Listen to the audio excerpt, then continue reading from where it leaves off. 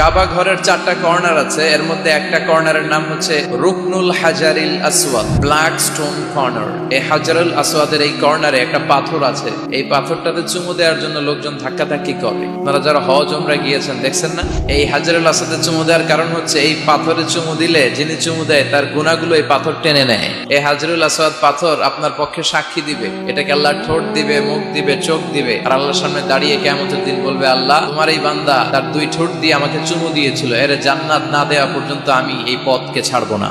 হাজরুল আসওয়াদের corner আর কাবা ঘরের দরজা এর মাঝখানে একটা জায়গা আছে, এই জায়গাটার নাম মুলতাজাম। এই জায়গাটাতে লেগে থেকে দোয়া চাওয়া, দোয়া করাটা সুন্নাহ। এই মুলতাজামে দাঁড়িয়ে হাত লাগিয়ে বুক লাগিয়ে দোয়া করলে এই দোয়া আল্লাহ ফিরিয়ে দেয়, এই দোয়াটা কবুল করে নেয় কে? সাহাবারা এটা করতেন। কিন্তু এই মুলতাজামে তো সহজে জায়গা পাওয়া যায় না, লক্ষ লক্ষ হাজী সাহেব মুআতামিরুন উমরাকারীরা ধাক্কাধাক্কি করে ওই জায়গায়। তো এক ইমাম সাহেব সে অনেক ধাক্কাধাক্কি করে যুদ্ধ করে মুলতাজামে হাত লাগানোর সুযোগ পেয়েছে। হাত লাগায় ধাক্কার চোটে সে তাড়াতাড়ি করে আল্লাহর কাছে দোয়া করতেছে যে, আল্লাহ জীবনে যত দোয়া করছি আর যত দোয়া করব এই সব দোয়া তুমি কবুল করে নিও। এই একটাই দোয়া।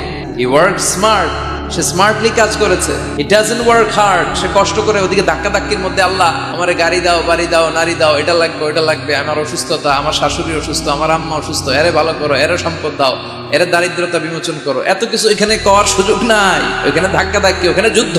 এবার ওইখানে এই দোয়া যদি কবুল হয়ে যায়, এবার বাড়িতে এসে দোয়া শুরু। সুবহানাল্লাহ পড়েন। এজন্য মুমিনরা they don't work hard, they work smart. তারা মেধাকে কাজে লাগায়, ঝোপ বসে কোপ মারে। যখন দোয়া করলে কবুল হয় তখন দোয়া করার দরকার আছে না নাই? আল্লাহ যদি আমাদের সবাইকে জান্নাতুল ফেরদাউস দেয়, ধাক্কাধাক্কি হবে। মা বাইনাল মিসরাআইন মিন মাসারি'আল জান্নাহ মা বাইনা মাক্কাহ ওয়া হাজার। সৌদির মক্কা শহর থেকে বাহরাইনের হাজার শহর যত লম্বা, জান্নাতের এক একটা দরজা ঠিক তত লম্বা। সেই হিসাবে কয়েকশো কোটি মানুষ আমরা এক ধাক্কায় জান্নাতে ঢুকবো। তো দরজা যদি হয় এত বড়, আসল জান্নাত কত বড়? ওই আল্লাহর দরবারে ভান্ডারে কোনো কমতি আছে?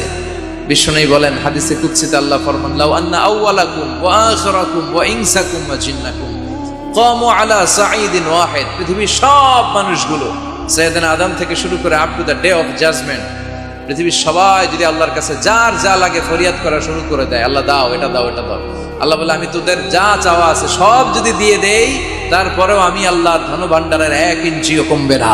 তো এই জন্য সবসময় কার কাছে চাইতে হবে?